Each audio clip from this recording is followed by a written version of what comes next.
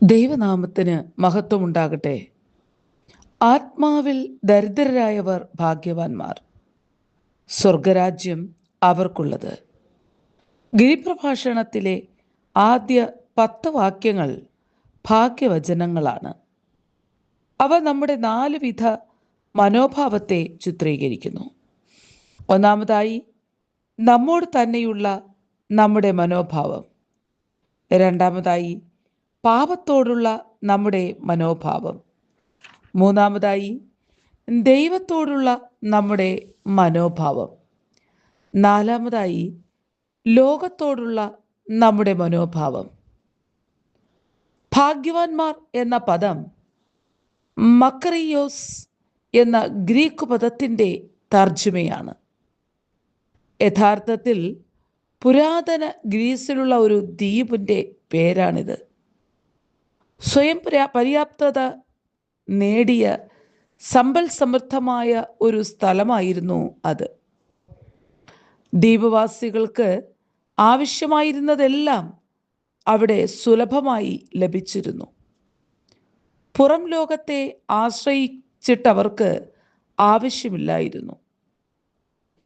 കർത്താവ് പറഞ്ഞ ഭാഗ്യവാന്മാർ എന്ന പദത്തിൻ്റെ അർത്ഥവ്യാപ്തി ഇതിൽ നിന്നും വിഭിന്നമാണ്.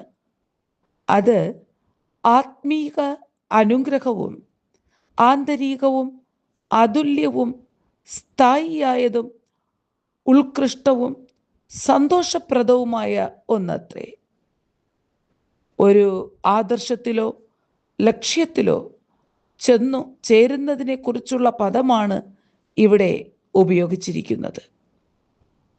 അതൊരു ആർപ്പവിളിയുടെ, നിസ്സീമമായ അനുമോദനത്തിൻ്റെ, ആശ്ചര്യബോധമായ പദമാണ്.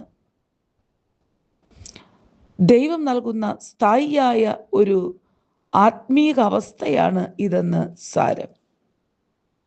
ആരാണ് ഭാഗ്യവാന്മാർ?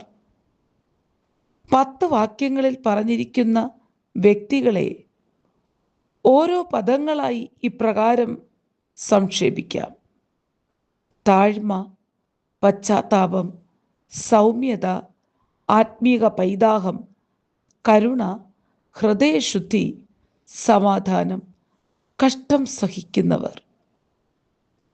ഒരു ക്രിസ്തുഭക്തനിൽ ആന്തരികമായി ഉണ്ടാകേണ്ട ആത്മീക സ്വഭാവ വൈശിഷ്ട്യങ്ങളാണിത്.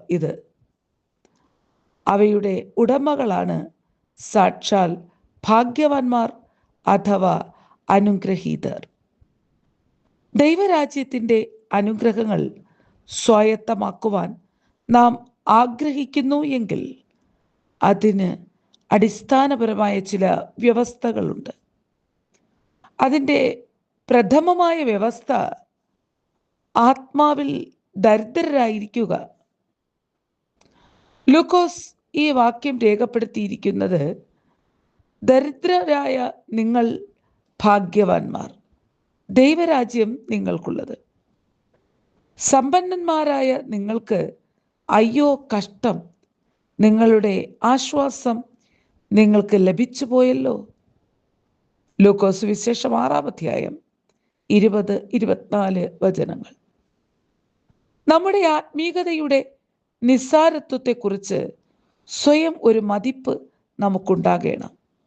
അതായത്, നാം ആത്മീയ പര്യാപ്തത നേടിയവനല്ല എന്ന ഉൾബോധം ഉണ്ടാകണം.